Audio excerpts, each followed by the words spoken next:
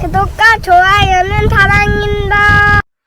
여러분 반갑습니다. 서목사의 말씀 창고의 서목사입니다. 오늘도 시청해 주셔서 감사합니다. 오늘은 누가복음 18장 31절에서 43절 말씀입니다. 오늘은 예수님께서 제자들에게 예수님이 돌아가실 것에 대한 이야기를 하고 계십니다. 어떻게 영생에 이를 수 있는가? 다 버려야만 영생에 이를 수 있다라고 주님께서는 말씀하셨습니다.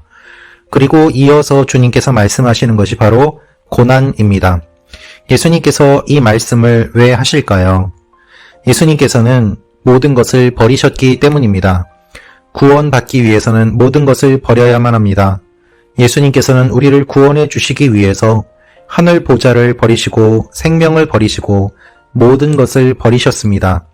주님께서 말씀하신 그대로 그렇게 하셨습니다. 그것을 알려주기 위해서 우리에게 이 말씀을 하십니다. 그러나 이 말씀을 하실 때 예수님의 제자들은 아무런 그 말씀을 깨닫지 못했습니다. 오늘 이 말씀을 통하여서 우리에게 주시는 하나님의 마음을 함께 묵상해 보기를 원합니다. 31절부터 말씀입니다. 예수께서는 12제자를 곁에 불러놓고 말씀하셨습니다. 보라, 우리는 예루살렘으로 올라간다. 예언자들이 인자에 대해 기록한 모든 것이 이루어질 것이다. 인자가 이방 사람들에게 넘겨져 조롱과 모욕과 침뱉음을 당할 것이다. 그들은 채찍질한 후에 그를 죽일 것이다. 그러나 그는 3일째 되는 날 살아날 것이다.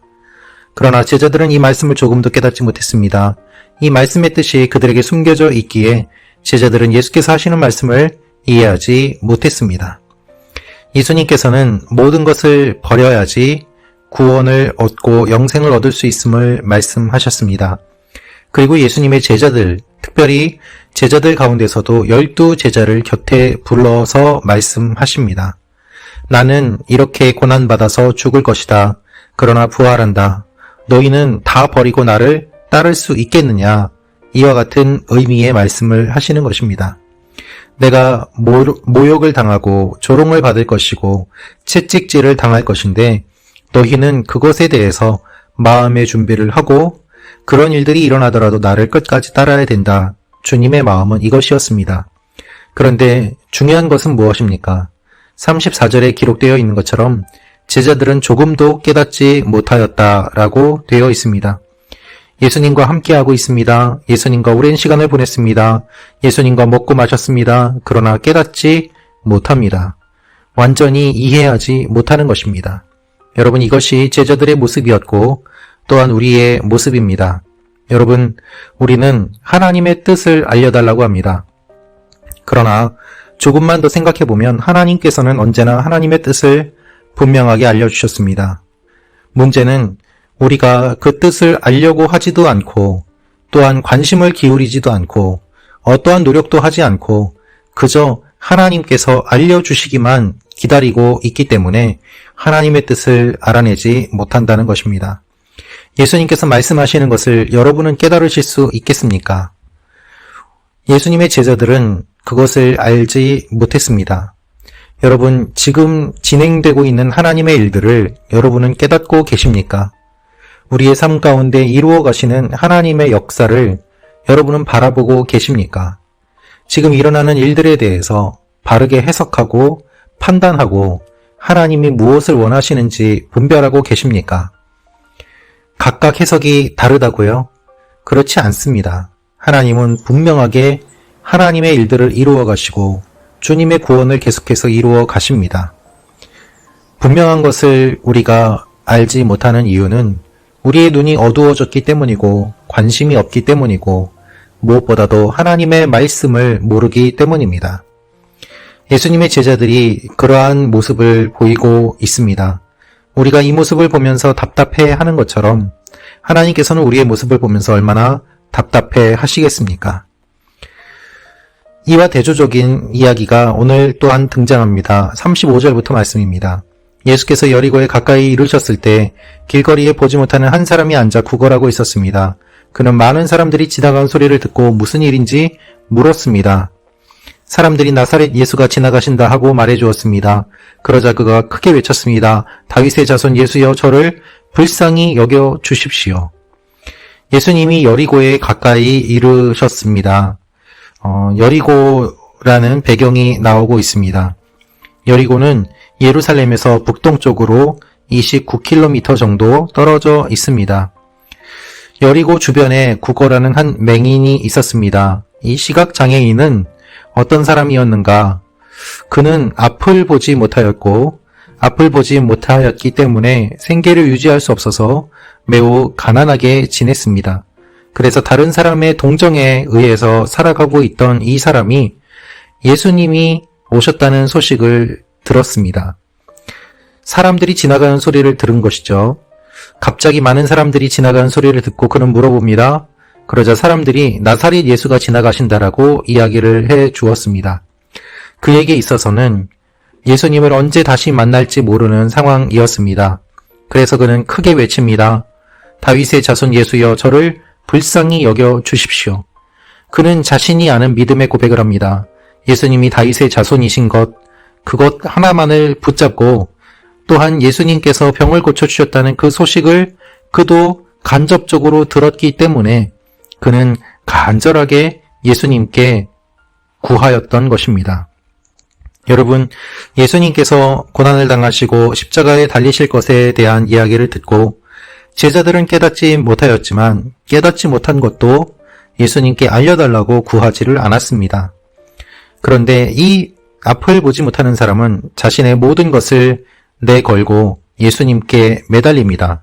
39절입니다. 앞서가던 사람들이 그를 꾸짖으며 조용히 하라고 했습니다. 그러자 그는 더욱더 큰 소리로 다윗의 자손이여, 저를 불쌍히 여겨 주십시오라고 외쳤습니다.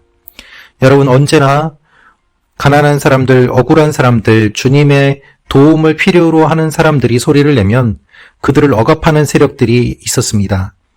앞서가던 사람들은 이를 꾸짖었습니다. 왜 꾸짖었습니까? 시끄럽다는 것입니다. 그가 얼마나 간절한지 그에 대한 동정심과 그에 대한 사랑은 하나도 없고 그는 단지 시끄러운 사람이 되었던 것입니다.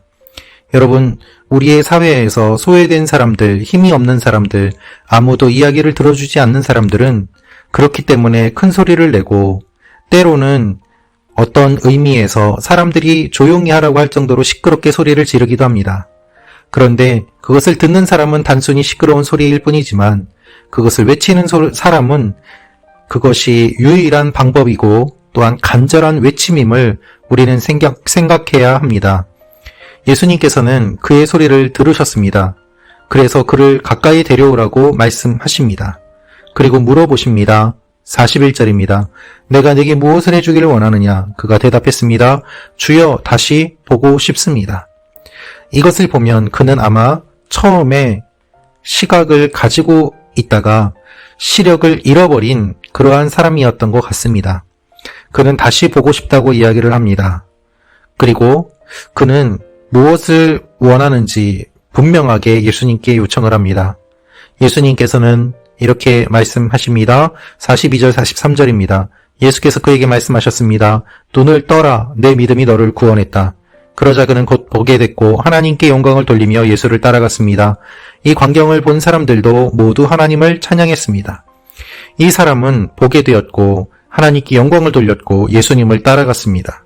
모든 사람들이 하나님을 찬양했습니다. 여러분, 예수님이 십자가에 달려 돌아가실 것을 말씀하셨습니다. 그리고 사람들이 하나님을 모두 다 찬양합니다. 그런데 어떻게 그렇게 찬양했던 사람들, 예수님을 칭송했던 사람들이 십자가 앞에서는 다 도망가고 예수님 홀로 십자가에 매달리실 수 있습니까? 이것이 사람들의 모습이고 이것이 사람들의 반응이고 이것이 곧 우리의 모습이었습니다. 예수님께서는 고난받을 것을 말씀하셨습니다. 그런데 역설적으로 많은 사람들이 예수님을 따라갔습니다. 그러나 실제로 예수님이 고난받으실 때에는 함께 하지 않았습니다. 다 도망갔습니다. 여러분, 우리의 믿음은 주님의 고난 앞에서 평가받습니다. 주님이 고난받으실 때 그 자리에 내가 있을 수 있는가, 그렇지 않은가? 주님이 고난받으시는 자리에 채찍질을 당하시는 그 자리에 내가 부인하는가, 예수님을 시인하는가? 주님 앞에 어떠한 모습으로 서기를 원하십니까? 하나님의 마음을 품고 하나님 앞에서 우리의 모습을 돌아보며 주님을 끝까지 따라가는 여러분과 제가 되기를 기도합니다. 기도하겠습니다.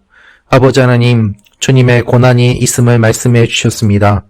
주님이 고난받으신 것처럼 우리도 고난받게 하시고 주님이 부활하시는 것처럼 우리도 부활하게 하여 주옵소서.